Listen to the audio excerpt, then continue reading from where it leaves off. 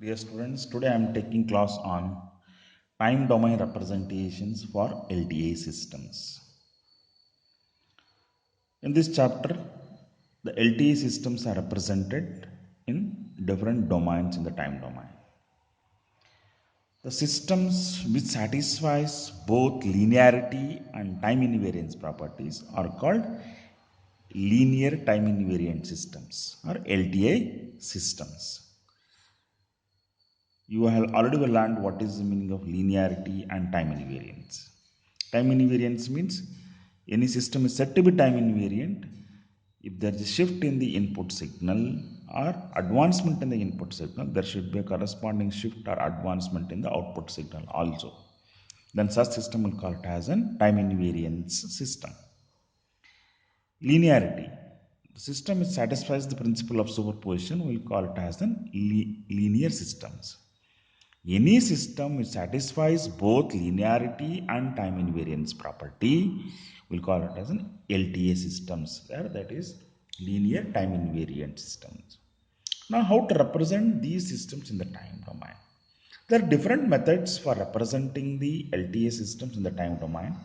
Few of them are representations of LTA systems in terms of impulse response, and using differential and difference equations, and using block diagram representations.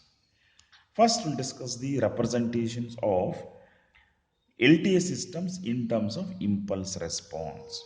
That is, first topic is impulse response representations for discrete time LTA systems.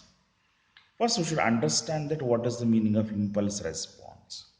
We know that unit impulse function. What is unit impulse function? Unit impulse function is, it is del of n, its value is 1 when n is equal to 0, and its value is 0 when n is not equal to 0. When for any system the input is impulse function, its output will call it as an impulse response.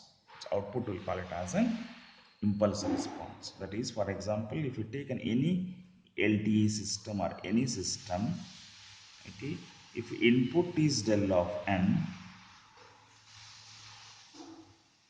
its output will represent it as an impulse response h of n. If there is a delay in the input signal, there will be a corresponding delay in the output signal also. This is the meaning of impulse response. Okay. Now, representations of any continuous or discrete time systems in terms of impulse response we are discussing here. First, we are considering the discrete time LTA system. To represent the discrete time LTA system in terms of impulse response, let us consider one discrete time signal. It is in this form, that is, its value is -1 when n is -2, and its value is 2 when n is -1, its value is 2 when n is 0, and its value is 1 when n is 1, and its value is 0.5 when n is 2. This discrete time signal exists from -2 to +2. First, let us express the each sample. That means there are how many samples are there? 1, 2, 3, 4, 5. 5 samples in terms of impulse function. Okay. To represent this in terms of unit impulse functions, let us consider each one has one signal. This is the x1 of n. This is the x2 of n. This is the x3 of n. This one is the x4 of n. This is the x5 of n. Okay. X of n signal, discrete time signal, has 5 samples. Each sample are represented as one signal, that is x1 of n, x2 of n, x3 of n, x4 of n, x5 of n. Now let us represent each one in terms of impulse function. Okay. That is, first we will take x1 of n.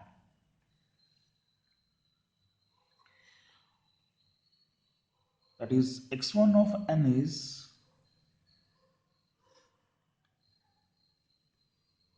this exists at -2, its value is -1. This is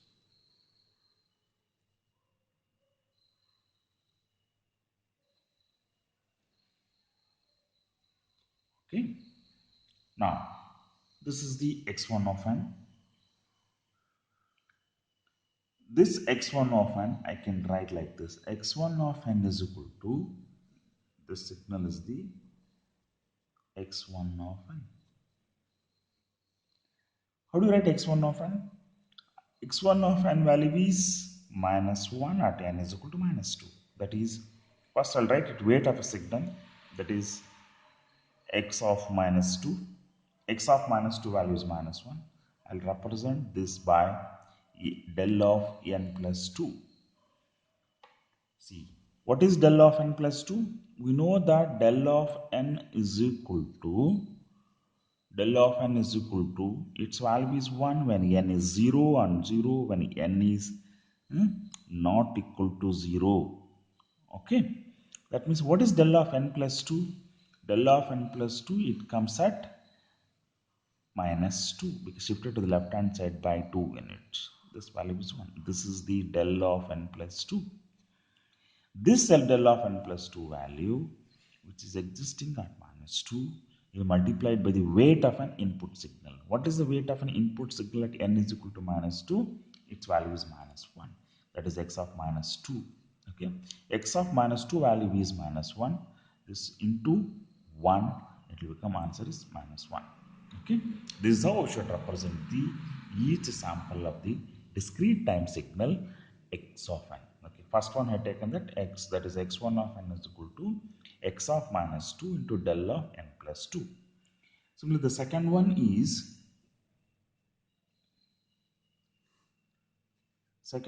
it exists at minus 1. Its value is plus 2. This is 2. I'm considering only which is there at minus 1.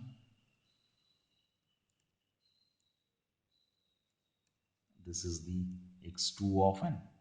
How do you represent this x2 of n in terms of del of n? That is x of minus 1 into del of n plus 1. Why I have taken del of n plus 1? Because it exists at minus 1. This is how I should represent the each sample of the discrete time signal. There is x2 of n is equal to del of minus n into, x2 of n is equal to x of minus 1 into del of n plus 1. Similarly, next one is at 0. At 0, its value is 2. This is the x3 of n. That is x3 of n is equal to x of 0 into del of n. You don't need to shift del of n because del of n exists at 0. Next one is at 1. At 1, its value is 1. This is the 1.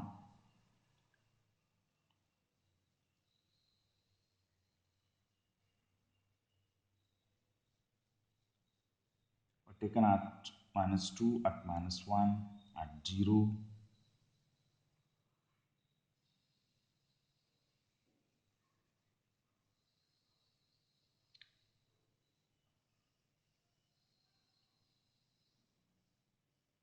Okay, next. This is x3 of n. You can write it as an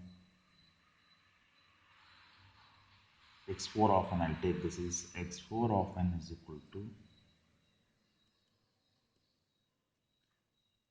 x of 1 into del of n minus 1.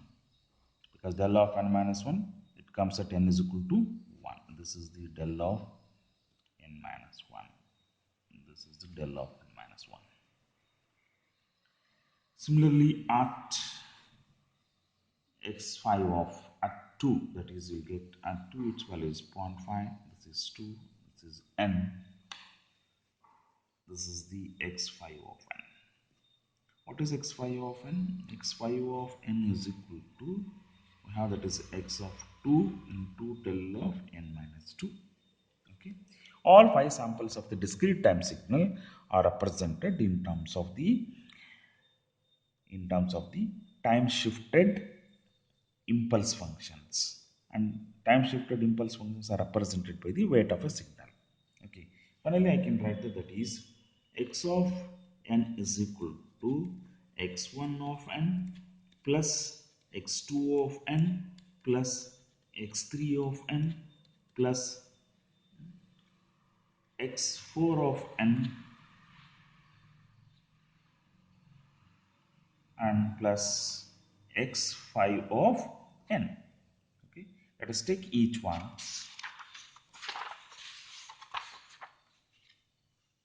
What is x1 of n for us here?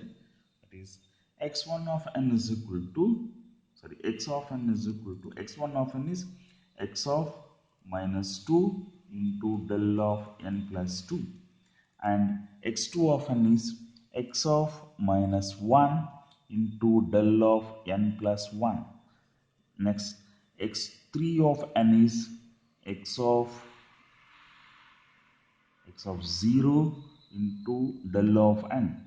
Next, x4 of n is x of n minus 1 into del of n minus 1 plus next x of n minus 2, sorry, this is x of 1, this is x of 2 into del of n minus 2.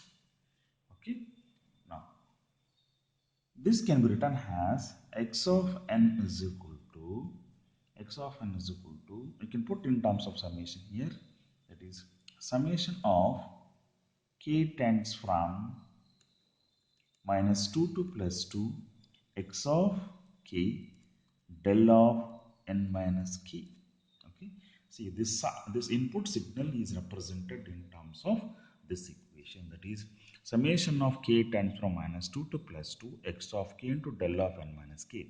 When k is minus 2, you will get x of minus 2 into del of n minus of minus, it will become del of n plus 2. When k is minus 1, x of minus 1 into del of n plus 1 you will get. When k is 0, we will get x of 0 into del of n. When k is 1, you will get x of 1 into del of n minus 1. When k is 2, you will get x of 2 into del of n minus 2. That means here input signal is expressed as weighted superposition of time shifted impulses. Here input signal is expressed as weighted superposition of time shifted impulses. See, these are the time shifted impulses. This is the weight of an input signal. Okay. Next, let us give this to the any LTA system. Okay. Let us suppose if we take that this is an LTA system. Okay. It is the operator of this system. Input is x of n. Input is x of n and its output is y of n. Okay, y of n is equal to, operator is done on the input signal x of n. Okay, that is y of n is equal to t. What is x of n here? X of n is expressed in terms of time shifted impulses, the weight of an input signal. That is summation of k tends from minus 2 to plus 2 x of k into del of n minus k. Okay, that is, since this is constant, you can take it outside, that is summation of k tends from minus 2 to plus 2 x of k into t. Operation is done on the time shifted impulse function. Already we know that when input signal is del of n, output signal is impulse response h of n. Because impulse response is defined as it is the response of a system due to the impulse function. Here input is del of n minus k. What is the output? Output is h of n minus k. That is y of n is equal to summation of k tends from minus 2 to plus 2 x of k into h of n minus k. Okay, this is nothing but the convolution of an convolution sum of the discrete time system. In general, I can write, so you have taken signal only from minus 2 to plus 2.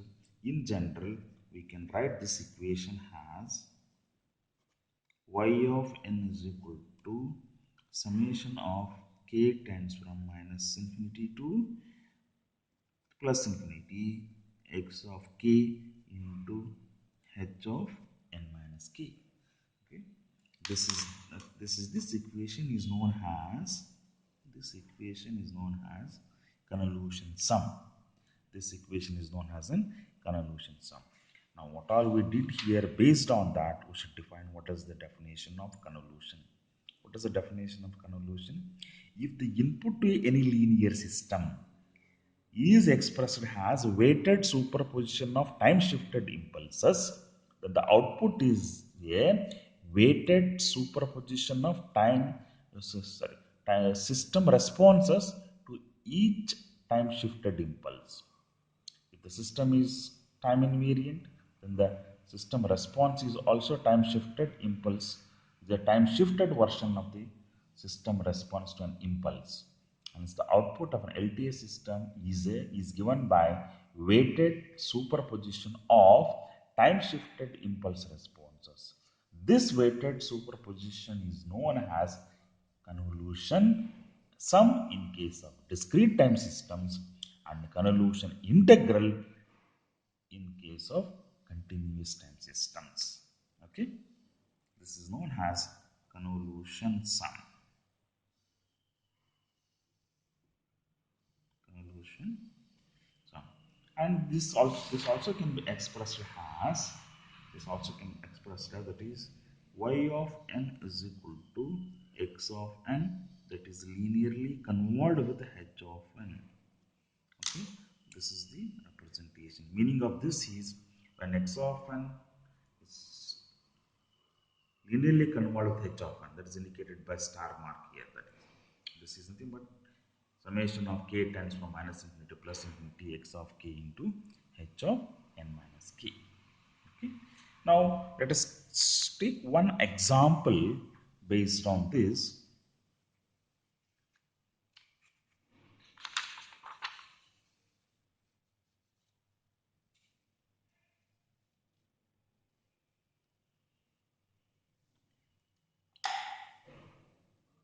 I'll take one example here. How to get a convolution sum of the discrete time systems, that is, let us take an impulse response. At 0 its value is 1, at 1 its value is 0.5, at 2 its value is 0.25. 1, 2, this is n. This is the impulse response of the system. Now I'll take input signal h of n, that is x of n.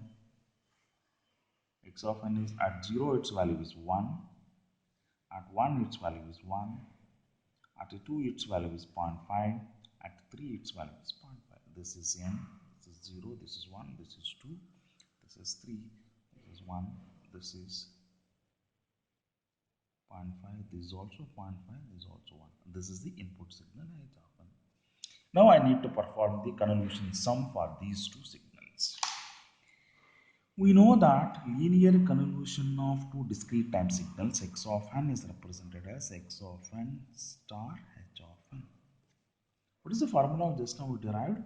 That is summation of k tends from minus infinity to plus infinity x of k into h of n minus k. Okay. Now let us take an input signal for us to fix up the range of the summation here.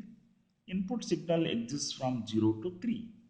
Okay, that's why I'll write y of n is equal to summation of k tends from 0 to 3 x of k into h of n minus k, because time shifted version of the impulse response signal is multiplied by the weight of each sample of the input signal.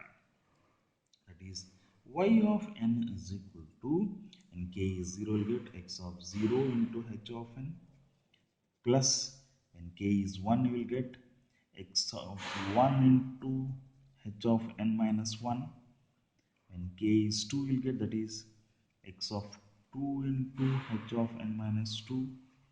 and k is 3, you'll get that is x of 3 into h of n minus 3. Okay, we'll take this as the first output, this is the second output, this is the third output, this is the fourth output. I'll take this one as in y1 of n, I'll take this one as in that is y2 of n, this is the y3 of n, and this is the y4 of n. Okay, to obtain y1 of n, to get y1 of n, what I should do? X of 0 should be multiplied by the impulse response of the signal. What is x of 0 value? X of 0 value is 1. X of 0 value is 1. That is multiplied by the x of 0 value is 1. Weight of this signal, input signal, which is there at 0, is multiplies the whole impulse response signal. It means 1 is multiplied with this signal. Okay, you'll get the same signal, that is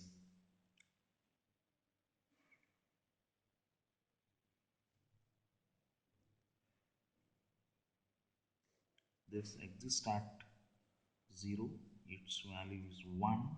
This is the x of 0 value. Okay, or x1 of, and this you can take this is the first sample. This is the first sample, x1 of n. This is the second sample, x2 of n. This is the third sample, x3 of n. This is the fourth sample, x4 of n. Okay, now this is the x1 of n. Its value is 1.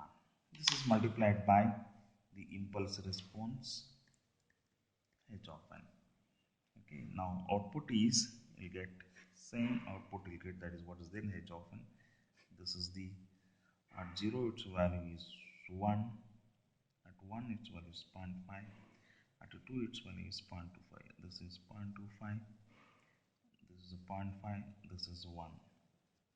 This is the our first output y1 of n. This is 0, this is at 1, this is at 2. This is the n. This is output y1 of n. Similarly, what is output y2 of n? Let us take the what is there at 1. At 1 its value is also 1. This is the x2 of n. This is the x2 of n. Its value is 1 at 1. This is the n.